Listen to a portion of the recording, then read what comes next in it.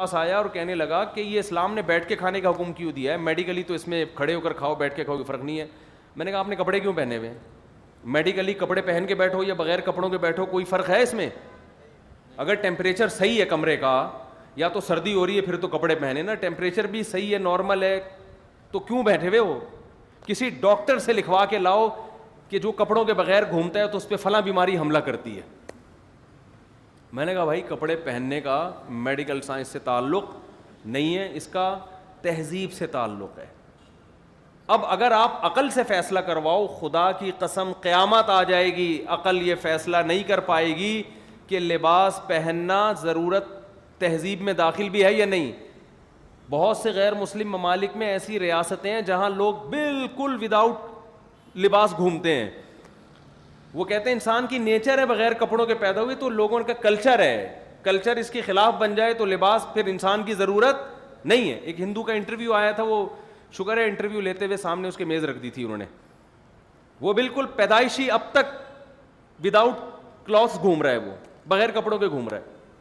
اس نے کہا عقل یہ کہتی ہے کہ ہم بغیر لباس کے پیدا ہوتے ہیں, تو انسان کی نیچر کپڑوں کے, اگر نیچر میں کپڑے ہوتے تو ماں کے پیٹ سے کپڑے پہن کے دنیا میں آتا. یہ تو بعد میں انسان کا ایک تصرف ہے کہ اس کو کپڑے پہنا دیتے ہیں, اس لیے نیچر یہ ہے کہ انسان کپڑوں کے بغیر گھومے. وہ تو اللہ بھلا کرے جو انٹرویو لے رہے تھے انہوں نے, وہ ان کے نظریات سے متاثر نہیں تھے, انہوں نے انٹرویو لیتے ہوئے اس کے سامنے میز رکھ دی تھی کہ ہم یہ آپ کی نیچر افورڈ نہیں کر سکتے, اتنے نیچرل ہم, اللہ کا بڑا فضل ہو گیا کہ نہیں. دنیا میں اسی سوچ نے انسانوں کو میلا کچیلا بنایا ہے. گورے اس بات کے معترف ہیں کہ مسلمانوں نے انسانیت کو نہلانا سکھایا ہے. اسلام سے پہلے, مسلمانوں سے پہلے گورے بھی نہیں نہاتے تھے. آپ ان کی ہسٹری اٹھا کے دیکھیں, کیونکہ ان کو نہیں پتا تھا یہ نہانا دھونا کیا ہوتا ہے. بھائی کیوں نہائیں ہم؟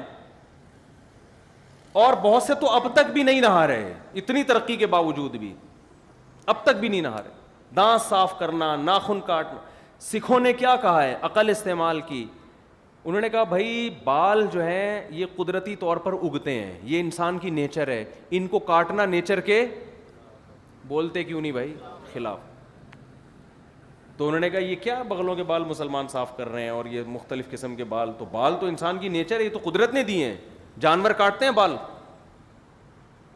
کیا ہو گیا بھائی؟ کبھی دیکھا کوئی گھوڑا گھوڑی کے بال کاٹ رہا ہو پیچھے سے, تمہاری لٹھیں بہت ہو گئی ہیں تو اب تم اچھی نہیں لگ رہی, یا گھوڑی گھوڑے کے بال کاٹ رہی ہو کہ آپ ینگ نظر نہیں آ رہے ہمیں تھوڑے سے, کہہ رہے ہیں یار تو انسان بھی ایسا ہی ہے. تو انہوں نے ہر طرح کے بال بڑھانا شروع کی.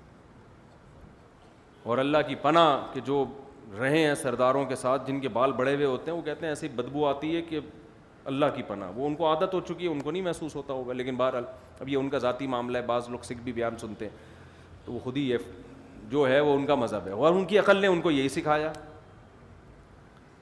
یونائٹڈ نیشن میں بڑے بڑے دنیا کے ذہین لوگ بیٹھتے ہیں, انہوں نے ہومو سیکس پہ بات کی کہ یہ عقل کے کیسے خلاف ہے. انہوں نے کہا یہ تو عقل کے خلاف نہیں, وہ بھی راضی یہ بھی راضی, تو جب آپس میں ایک دوسرے سے انجوائے کریں تو عقل سے فیصلہ کر سکتے ہو کہ یہ صحیح ہے غلط ہے. 10 سال آپ لڑتے رہو گے, بحث کرتے رہو گے, عقل اس بارے میں اندھی ہو جائے گی, خاموش ہو جائے گی, وہ سوچتی رہے گی مگر کسی نتیجے پر نہیں پہنچے گی. زنا ہونا چاہیے یہ معاشرے میں, نکاح ہونا چاہیے, اگر آپ عقل سے فیصلہ کرو تو قیامت آ جائے گی آپ نہیں فیصلہ کر سکتے. بھائی وہ لڑکی بھی راضی ہے, مرد بھی راضی ہے, تو کیا ہو رہا ہے اس میں, کیا حرج ہے؟ اچھا یہ لوگ وہاں قانون سازی کرتے ہیں جہاں ان کو یہ خطرہ ہوتا ہے کسی پہ ظلم نہ ہو جائے, حالانکہ اگر عقل سے فیصلہ کیا جائے تو جبری زنا بھی جائز ہونا چاہیے, کیونکہ جانور تو جبرن بھی کر رہے ہوتے ہیں یہ کام, لیکن وہاں آ کے کہتے ہیں دنیا میں فساد پھیل جائے گا. ورنہ عقل سے اگر آپ فیصلہ کرواؤ تو عقل تو یہاں بھی اس طرف بھی دلائل ہیں کہ جبر بھی جائز ہونا چاہیے.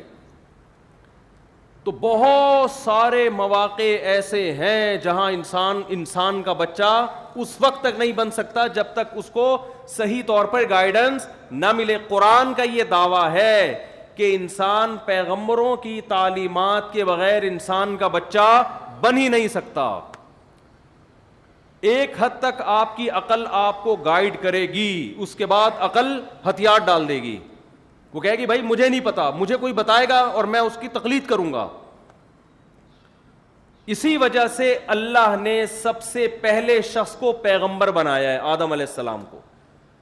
اگر دنیا میں ایک انسان پیغمبر کے بغیر آ جاتا, اس کے پاس ہدایت نہ ہوتی, وہ ٹھوکریں کھاتا کہ مجھے نکاح کر کے زندگی گزارنی ہے یا زنا کرنا ہے, اور اس کی عقل اس کو کبھی بھی نکاح کی طرف لے کر نہ آتی.